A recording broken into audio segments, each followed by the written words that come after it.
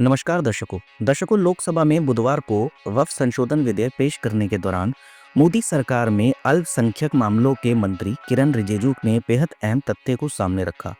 केंद्रीय मंत्री ने मार्च 2014 में तत्कालीन यूपीए सरकार के उस फैसले का जिक्र किया जिसमें दिल्ली की 123 प्रमुख संपत्तियों को डिनोटिफाई और उन्हें वक्फ बोर्ड को देने का फैसला किया गया। लेकिन अहम बात यह है कि उस दौरान क्या हुआ था। तो चलिए मैं आपको बताता हूँ।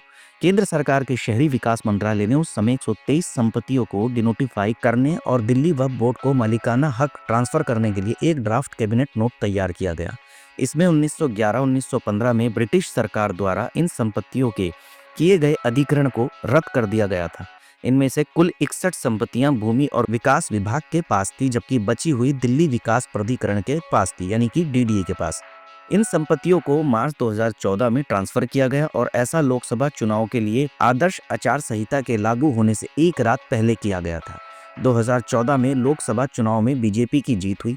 लोकसभा चुनाव के नतीजों के बाद विश्व हिंदू परिषद के द्वारा इन 123 संपत्तियों को लेकर दिल्ली हाई कोर्ट में याचिका दायर की गई।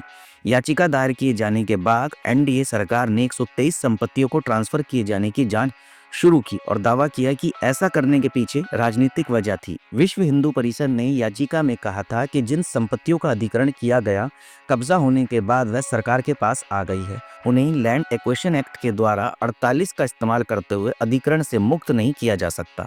इनमें से ज्यादातर संपत्तियां Connaught Place, Mathura road, Lodhi road, Mansingh road, Pandara road, Ashoka road, Janpath, Sansad Bhavan, Karol Bagh, सदर बाजार, दरियागंज और जंगपुरा में है। और उसके आसपास स्थित याचिका में कहा गया था कि हर संपत्ति में एक मस्जिद है, जबकि कुछ में दुकानें और घर हैं। तत्कालीन शहरी विकास मंत्री एम वेंकैया नायडू ने 2015 में द इंडियन एक्सप्रेस से कहा था कि पिछले साल अपने पद से हटने से पहले उन्होंने कांग्रेस नेता सलमान खुर्शीद ने वोट बैंक की राजनीति को ध्यान में रखते हुए इन संपत्तियों के ट्रांसफर में अहम भूमिका निभाई थी।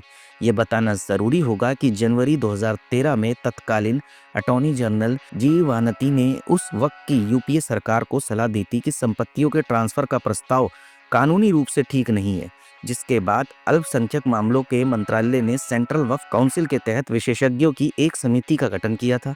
लेकिन इस समिति ने संपत्तियों के ट्रांसफर का प्रस्ताव का समर्थन किया था, जिसके बाद वहनवती सहमत हो गए थे। लेकिन अब आप सोचिए कि उस समय इतने सारे बदलाव किए गए, इतनी सारी संपत्तियां वक्फ के नाम थी।